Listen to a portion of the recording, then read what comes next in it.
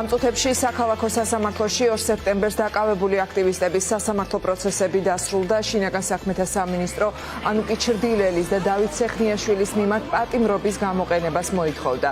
დღესვე ჩანიშნულია ლუკა ჭოხონელიძის სასამართლო განხილვაც. 23 აქტივისტი შეგახსენებთ, რომ ოცნების პოლიციამ 2 სექტემბერს რუსთაველის თეატრის მიმდებარე ტერიტორიაზე მაშინ დააკავა, როცა ისინი თეა წულუკიანის ეგრეთ წოდებული კომისიის მოღალატეობრივ დასკვნას აპროტესტებდნენ. ნაწილი სასამართლომ უკვე დააჯარიმა. აქტივისტ ალბი კორძაიას კი 12 დღიანი პატიმრობა შეუფარდა. რა მოხდა დღეს, რა გადაწყვეტილება მიიღეს დღეს განხილულ საქმეებზე, ნუცა ბახუტაშვილი შემოგვერთდება ახლა ბოლო ინფორმაციით პირდაპირ ეთერში.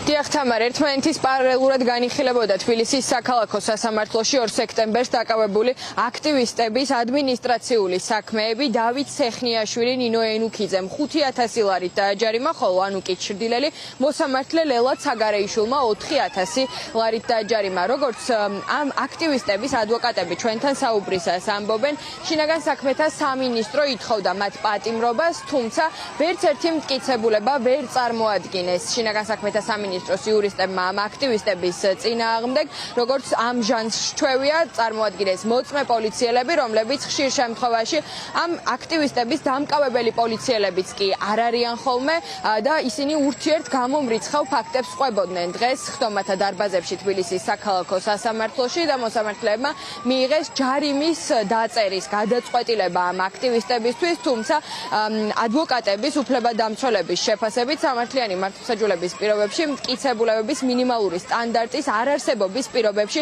ეს გადაწყვეტილებაც არ უნდა მიეღოთ მოსამართლეებს, თუმცა როგორც ადვოკატები ამბობენ, ეს ყველა გადაწყვეტილება არის პოლიტიკურად მოტივირებული გადაწყვეტილება და ემსახურება მხოლოდ და მხოლოდ აქტივისტების დასჯას.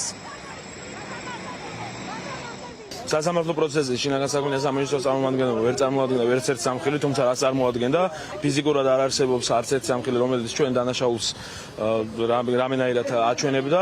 საბოლოო ჯამში გამოვიდა ის შედეგი, რასაც ნაწილობრივ ველოდი, იმიტომ რომ ჩვენ ყავთ მზად რომ არ დაგვიჭერდნენ ან დაგვაჯარიმებდნენ, გამართლების შანსი რა თქმა უნდა არ არსებობდა ამ მოსამართლო სასამართლოში, დამაჯარიმეს მე პირადად 5,000 ლარით და რა თქმა უნდა ბრძოლა გრძელდება და ასეთი მეთოდებით ჩვენ შეჩერებას ნამდვილად ვერ შეძლებენ. დღეს სასამართლოში ეს პოლიციელები, რომლებიც იყვნენ შემოსულები, რაღაც ძველბიჭური მანერებით საუბრობდნენ, უზდელოვდნენ სასამართლო დარბაზში, რა თქმა უნდა სასამართლო დარბაზში ეს ყველაფერი მათ არ გაუვიდა და შესაბამისი შენიშვნაც მიიღეს დაცვის ხარისხისა და შესაბამისი პასუხიც მოვთხოვეთ დარბაზში, მაგრამ წარმოიდგინეთ ეს ადამიანები მოსამართლესთან დარბაზში რომ ესე იქცევიან, გარეთ როგორ მოიქცევიან. ხო, ესენი არიან ჩვეულებრივი კრიმინალები, ეგრეთ წოდებული გაბლატავებული კრიმინალები.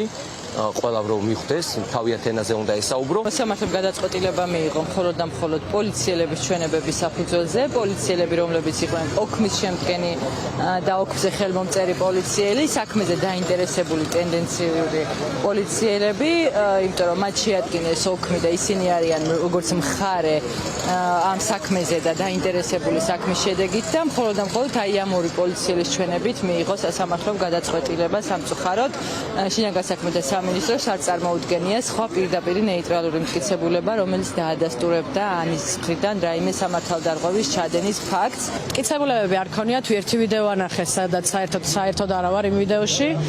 სხვა დემონსტრანტები არიან. უბრალოდ მგონია რომ რაღაცა ფორმა არის დასჯის შეშინების, რომ აი მეორეჯერ არ გახვიდე, რაც უფრო მეტი ჯარიმა გექნება, რაც უფრო მეტს დაიჭერენ, გონიათ რომ მე ამაზე რაღაცნაირად დავშინდებით და სახლებში დავრჩებით და პირიქით მეგობრებო, ესე უფრო გამოვალთ, ესე უფრო ემოცია გვაქვს. რამდენიმე წუთის წინ დაიწყო კიდევ ერთი აქტივისტის ლუკა ჭოხონელიძის სასამართლოს ხდომაც ადმინისტრაციულ სამართალდარღვევათა კოდექსიდან წვრილმან ხულიგნობასა და პოლიციის კანონიერი მოთხოვნის დაუმორჩილებლობას ედავებიან ლუკა ჭოხონელიძესაც, ისიც 2 სექტემბერს დააკავეს რუსთაველის თეატრის მიმდებარე ტერიტორიაზე საპროტესტო აქციისას. დიდი ალბათობით ლუკა ჭოხონელიძის შემთხვევაში შინაგან საქმეთა სამინისტრო მოითხოვს პატიმრობას, რადგან აქამდე ჩატარებულ პროცესებზე ყველა აქტივისტის შემთხვევაში შინაგან საქმეთა სამინისტროს იურისტები ითხოვენ პატიმრობას. საინტერესო რა გადაწყვეტილებას მიიღებს მოსამართლე ნინო ენუქიძე, სწორედ ის განიხილავს ლუკა ჭოხონელიძის საქმესაც. ჩემი დაკავების ერთადერთი მიზანი და მიზეზი გახლავთ ის, რომ რიგით პოლიციელებთან გამოვნახეთ საერთო ენა. ზუსტად ამის ეშინია უფროსობას, ამის ეშინია ბიძინეევანიშვილს, ამის ეშინია ქართულ ოცნებას, რომ ჩვენ და ამ ბატონებმა საერთო ენა არ გამოვნახოთ. მათ გონიათ, რომ საპატრულო პოლიციის თანამშრომლები მათი ხურმოჭრილი მონები არიან და რასაც ეთქვან, ესე გააკეთებენ, მაგრამ ნუ რაზუკაცრავად ესე არ არის. მათი პოზიციები ძალიან ემთხვევა ჩვენსას, ასე რომ გავაგრძელებთ აქტიურად ამ კომუნიკაციას და მჯერა, რომ აუცილებლად მივახცევთ იმ კონსენსუსს, რომელიც ბიზნესმენებს კაფეოდ არაწყობს.